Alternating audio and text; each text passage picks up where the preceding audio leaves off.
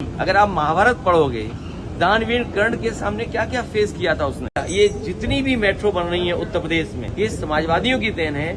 मैं कभी कभी यमुना के किनारे की तस्वीर आपके माध्यम से देखता हूँ, जहाँ भैंसें घूम रही हैं।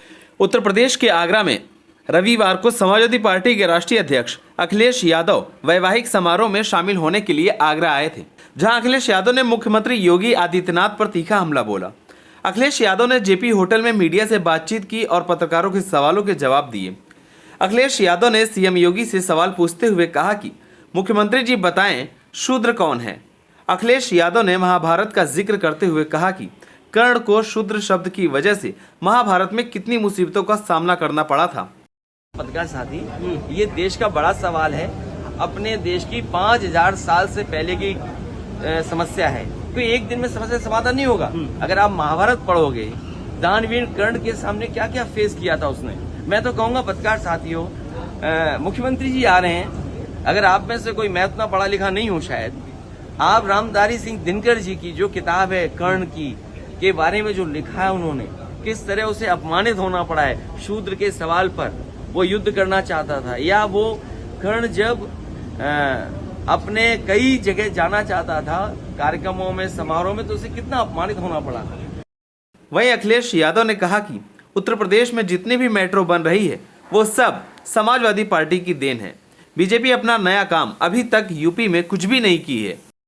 ये जितनी भी मेट्रो बन रही है उत्तर प्रदेश में, लखनऊ में, आगरा में, कानपुर में, नोएडा, ग्रेटर नोएडा में, गाजियाबाद में, ये समाजवादियों की देन है। समाजवादियों ने अगर मेट्रो उस समय न दी होती तो शायद ये सरकार इस काम को भी न कर पाती। और उसका उदाहरण है वाराणसी का पूरा डीपीआर प्रोजेक्ट सब कुछ दे दिया था, लेकिन इस सरकार ने आधा अधूरा छोड़ दिया। वहीं बजट के बारे में बात करते हुए अखिलेश यादव ने सरकार को घेरते हुए कहा कि बजट अमीरों को अमीर और गरीबों को गरीब बनाने वाला है। एक तरफ तो आप उद्योगपतियों को भगा रहे हैं बजट न दे करके, और एक तरफ उद्योगपतियों को लेने जा रहे हो, स्वागत करने जा रहे हो। तो ये बात बीजेपी की समझ में नहीं आ रही है। जिस सरकार ने बजट में इंसेंटिव न दिया हो, कोई इंडस्ट्रियल पॉलिसी न हो, मान लीजिए आगरा है, आगरा में कोई उद्योगपति काम करना चाहता है तो क्या इंसेंटिव दे रहे हो। यहीं पर 2000 एकड़ की जमीन एक संस्था को दी गई थी, जिससे कि यहाँ पर 2000 एकड़ में डेवलपमेंट हो जाता। यहीं से बगल में यमुना पार इंटरनेशनल एयरपोर्ट के लिए जगह चिन्हित हो गई थी, वो एयरपोर्ट नहीं आया। तो ये सरकार न केवल किसान को धोखा दे रही है, नौजवान को धोखा दे रही है, ये अब पढ़े लिखे टाई लगाने वाले और सूट पहनने वाले उद्योगपतियों को भी धोखा देने जा रही है। वहीं यमुना नदी का जिक्र करते हुए अखिलेश यादव ने कहा कि यमुना के किनारे भैंसें घूम रही हैं। यमुना नदी में पानी नहीं है, ऑक्सीजन की कमी से यमुना नदी में मछलियां मर रही हैं। बीजेपी सरकार का इन सभी मुद्दों पर कोई ध्यान नहीं है।